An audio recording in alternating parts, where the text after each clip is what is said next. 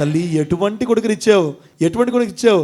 మనం పాడుతుంటాం కదా, జగ్కో దీజో లాల్ బాబా, ఎర్ర బాబానిచ్చావు మాకు. జగ్కో దీజో లాల్ బాబా, అద్భుతమైన పరమాత్మ మాకు ఇచ్చావు తల్లి. అందుకే మనం కూడా గతసారి పాడుకున్న గుర్తుంది లేదో, ఈశ్వరమ్మ మురిసిపోయెను స్వామినే మనకివ్వగా, మనకిచ్చి తాను మురిసిపోయింది. బంగారు తల్లి, బంగారు తండ్రిలో అద్భుతమైన స్వామి శ్రీరామచంద్రమూర్తి వారికి దర్శనం చూపిస్తే మరుసటి దినం ఉదయం, అంటే ఎప్పుడు 5 మే 1970 పెద్ద బొట్టమ్మను పిలిచి, పెద్ద బొట్టమ్మ రాత్రి ఏం జరిగిందో తెలుసా, స్వామి వచ్చారు, విభూది ఇచ్చారు. చాలా బడలిగ్గా ఉంటే, కదలేని పరిస్థితిలో ఉంటే నాకు విభూది ఇచ్చి, ఈశ్వరమ్మ ఇటు చూడు, గృహమ్మాయి ఇటు చూడని అద్భుతమైన శ్రీరామచంద్రమూర్తి యొక్క అద్భుత విరాట్ విశ్వరూప దర్శనాన్ని నాకు సాక్షాత్కరింపజేశారు. పెద్ద బొట్టమ్మ అంటే ఏమో తెలుసా, అమ్మ ఈశ్వరమ్మ, నీ జీవాత్మ పరమాత్మలో లీనమయ్యే సమయం ఆసన్నమైంది కనుక ఆ పరమాత్మ యొక్క నిజతత్వాన్ని నీకు చూపించి తనలో ఐక్యం చేసుకుంటాడేమో, ధన్యజీవివమ్మా నువ్వు అని చెప్పినటువంటి పెద్ద బొట్టమ్మకి కూడా మనం జై జయధ్వానాలు పలకాలి.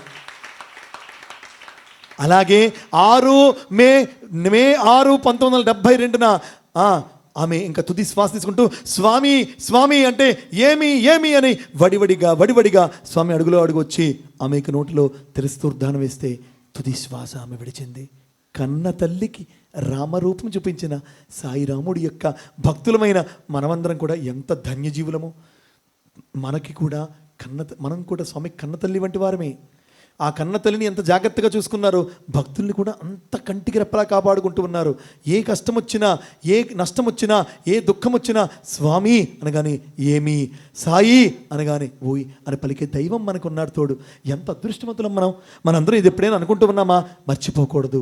అదేవిధంగా 2వసారి రామదర్శనం ఎవరికి ఇచ్చారు తెలుసా అండి, వెంకటగిరి రాజా వారికి. ఎవరికండి, వెంకటగిరి రాజా వారికి. ఎవరికి ఇచ్చారండి,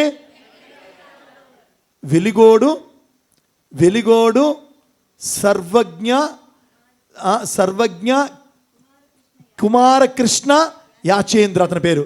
వెలిగోడు సర్వజ్ఞ కుమారకృష్ణ యాచేంద్ర స్వామి రాజావారు అని పిలిచేవారు. ఏమని పిలిచేవారు? 1950లో ఉరవకొండలో స్వామి చదువుకున్న స్కూల్ని స్వామి రీమోడలింగ్ చేయించారు. ఎప్పుడండి మేము చెప్పాను డేట్? 1900 గట్టిగా చెప్పండి, 50 అండి. ఫ్లాష్ బ్యాక్ వెళ్ళండి, ఇంకా మళ్ళీ ఎప్పుడు 1900 డేట్లు గుర్తున్నప్పుడు ఎట్లా అండి, గట్టి చెప్పండి ఒకసారి. 1950లో స్వామి ఆ రీమోడలింగ్ చేయించిన తర్వాత అక్కడికి వెంకటగిరి రాజు వారు కూడా వచ్చారు. స్వామి ఒక్కసారి వెంకటగిరి రండి స్వామి, ప్లీజ్ స్వామి అంటే, ఆ తప్పకొస్తా బంగారు అన్నారు. స్వామి వచ్చే ముందు నువ్వు ఎవరినైనా పంపించు, నేను ఎప్పుడు వస్తాను చెప్తా అన్నారు. అయితే రాజావారు ఏంటంటే ఎవరినో స్వామి ఇచ్చేయడం కాదు, నేను పంపించాలి. తన తమ్ముడు గారు ఉన్నారు, వెళ్ళడానికి వీలు లేదు. తన వేరొక తమ్ముడు కొడుకున్నాడు, వెళ్ళటానికి లేదు.